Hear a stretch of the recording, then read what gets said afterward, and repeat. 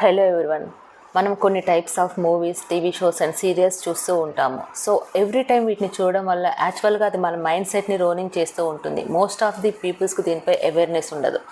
So మనం ఎక్కువగా gossips and complaining చేస్తున్నప్పుడు, అలాంటి movies and TV shows, serials ఎక్కువగా చూస్తున్నప్పుడు మన బ్రెయిన్లో ఏం జరుగుతుందో మీకు తెలుసా? మన బ్రెయిన్లో 2 మేజర్ పార్ట్స్ ఉంటాయి. First part is the prefrontal cortex.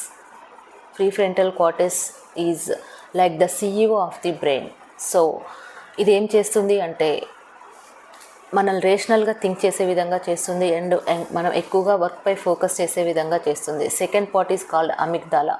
అమిగ్దాలా responsible fear and anxiety and all negative emotions you have. So మనం ఎప్పుడైతే మనం గాసిప్స్ని అండ్ కంప్లైనింగ్ చేస్తూ ఉంటామో, ఇలాంటి టీవీ షోస్ అండ్ సీరియల్స్ చూస్తూ ఉంటామో, ఆటోమేటిక్గా అమిగ్దాలా అనేది ఎక్కువగా యాక్టివ్ అయిపోతూ ఉంటుంది. ఇట్ మీన్స్ అమిగ్దాలాకి బ్లడ్ ఫ్లో అనేది ఓవర్గా అయిపోతూ ఉంటుంది. సో అప్పుడు ప్రీఫ్రంటల్ కార్టెక్స్ అనేది తన పనిచేసే సామర్థ్యాన్ని పూర్తిగా అణచివేయబడుతుంది.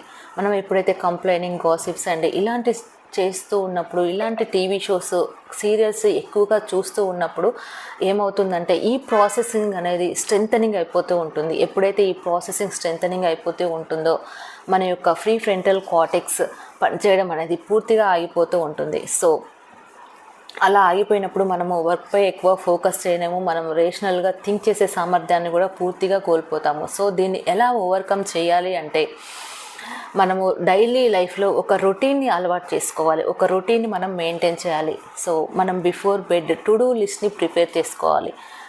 ఫస్ట్ మనం ఎప్పుడైతే టు డూ లిస్ట్ని ప్రిపేర్ చేసుకుంటామో అది మనం లేవగానే మన బ్రెయిన్కి మనం చేయవలసిన పనిని చూపిస్తూ ఉంటుంది. సెకండ్, మనం గ్రాటిట్యూడ్ని ప్రాక్టీస్ చేస్తూ ఉండాలి డైలీ. సో థర్డ్ ఏంటంటే మనము గాసిప్ని, కంప్లైనింగ్ని పూర్తిగా అవాయిడ్ చేసేయాలి.